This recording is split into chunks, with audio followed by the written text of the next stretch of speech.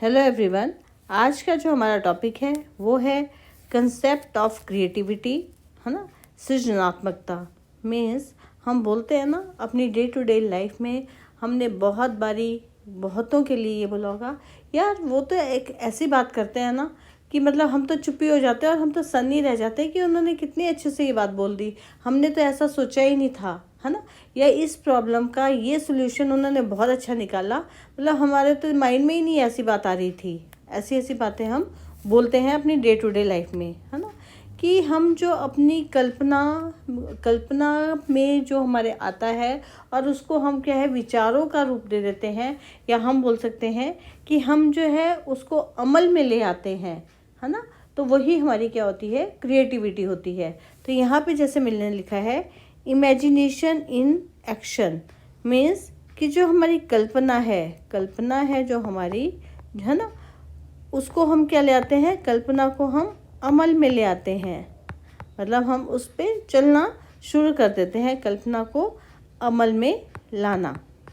ठीक है, हम बोलते हैं the bridge between thoughts and creation means विचारों और सृजन के सेतु या पुल को बनाने के लिए जो है हम क्या करते हैं, want to dive into it from psychological, artistic और फिलोसफिकल एंगल। मीन्स हम बोल सकते हैं कि विचारों और सृजन के बीच पुल बनाने के लिए मनोवैज्ञानिक, कलात्मक या दार्शनिक कोण से हम इसमें क्या लगाते हैं, गोता लगाते हैं। क्या लगाते हैं हम इसमें, गोता लगाते हैं, है ना। तो हम बोलते हैं यही क्रिएटिविटी है, the act of creating an original and novel idea और object is known as creativity. हम बोल सकते हैं कि किसी मौलिक और नवीन विचार या वस्तु का सृजन करने के कार्य को ही हम क्या कहलाते हैं, सृजनात्मकता कहलाते हैं, क्रिएटिविटी कहलाते हैं। One need not to be a scientist or artist to become a creative। क्या बोलते हैं कि रचनात्मकता या क्रिएटिव होने के लिए जो जरूरी नहीं कि साइंटिस्ट या क्या बोलते हैं हम कि वैज्ञानिक या कलाकार होना ज़रूरी नहीं है। हम बोल सकते हैं कि क्रिएटिविटी तो है हमारे क्या है, कल्पना है, हमारे क्या है, विचार हैं। कैसे विचार हैं, जो हमारे माइंड में मतलब नए विचार जो किसी ने सोचा ही नहीं होगा, है ना। ऐसे विचार जो दूसरा कोई मतलब हमारी कल्पनाओं में जैसे ऐसे विचार आए जो किसी दूसरे ने भी कभी सोचा ही नहीं और हमने किसी समस्या का समाधान उससे कर दिया। जैसे ना मुझे अभी रिसेंटली मेरे साथ एक हैपनिंग हुई, वही मैं आपसे शेयर करती हूँ कि मैं कहीं मैरिज में गई थी। तो अब क्या हुआ कि मैरिज में जब हम गए वहाँ पे जो है जैसे शाम का पूरा जो भी था वो डेस्टिनेशन मैरिज थी। तो डेस्टिनेशन मैरिज में अब हुआ क्या कि पूरा देखा गया कि मौसम, वेदर कैसा है, सब कुछ कैसा है, उस हिसाब से था सारा कुछ। ठीक है, अब दिन में मौसम बहुत अच्छा, वेदर बहुत अच्छा था, शाम को भी सही था मौसम। ठीक है, वेदर बहुत अच्छा था, मतलब हम बोल सकते हैं कि जयमाला भी हो गई, है ना। अब क्या हुआ कि जब जयमाला भी हो गई, है ना, उसके बाद अब जब फेरों का टाइम आया तो उस टाइम जी पूरा मौसम ख़राब और बारिश होने के मतलब बारिश धीरे धीरे से थोड़ी रिमझिम शुरू हो गई, है ना। अब बहुत सारे लोग भी आए हुए थे, सब कुछ था। अब प्रॉब्लम ये हो गई कि फेरे, क्योंकि उन्होंने तो ओपन में किया हुआ था, फेरों का जो इंतज़ाम था वो ओपन में किया हुआ था।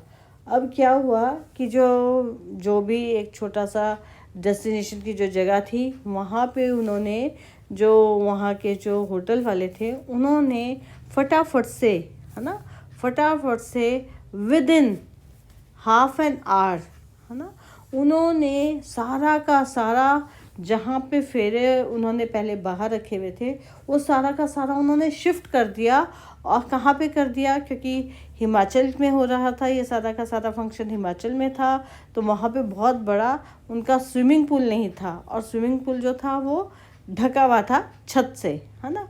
तो अब क्या हुआ वो, और ठंड तो थी, आजकल तो ठंड थी, तो स्विमिंग में वहाँ उसमें पूल में पानी नहीं था।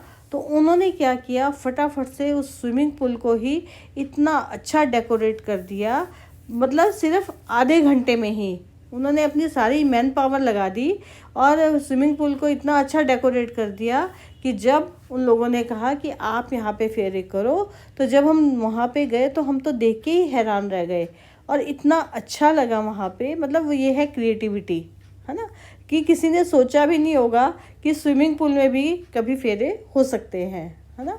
तो वो क्योंकि स्विमिंग पूल का जो पानी था, पानी उसमें था ही नहीं। अब क्या हुआ, जो पंडित जी थे, जो बेदी थी, वो उसके अंदर, है ना, स्विमिंग पूल के अंदर उनकी फेरे हो रहे हैं और बाकी सब लोग जो है जितने भी गए हैं, मतलब मैरिज में जो हम सब रिलेटिव्स गए थे, वो सब उनके लिए जो है ऊपर चेयर्स लगा दी हुई। अब क्या हुआ, सारे बड़े मज़े से जो है उनके फेरे बड़े मज़े से देख रहे थे ऊपर से बैठ कर, है ना। तो मतलब कहने का मतलब है विचारों की creativity.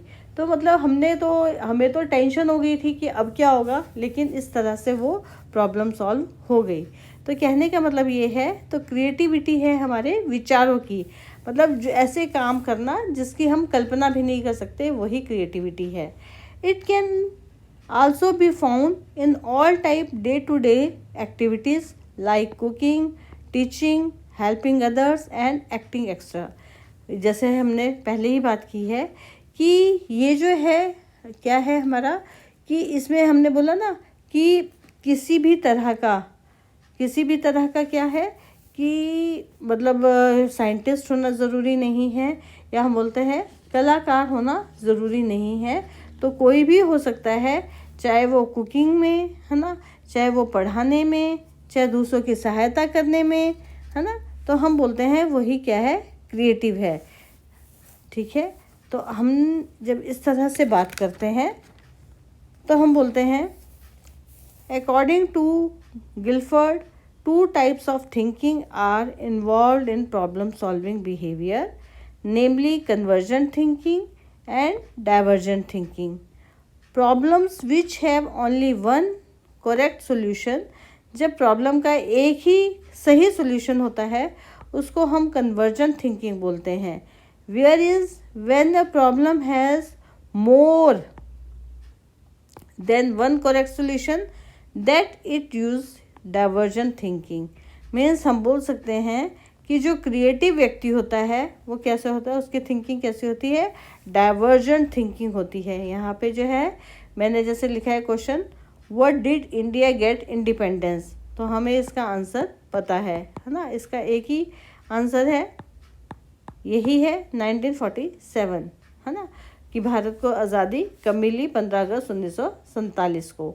What are the different uses of paper clip, अब इसके बहुत सारे जो है यूजेस हैं पेपर क्लिप के, है ना। तो ये बहुत सारी ऑप्शंस होगी, सबके अलग अलग से जैसे जैसे एक्सपीरियंस लिया होगा उस तरह से सब अपने बोल देंगे।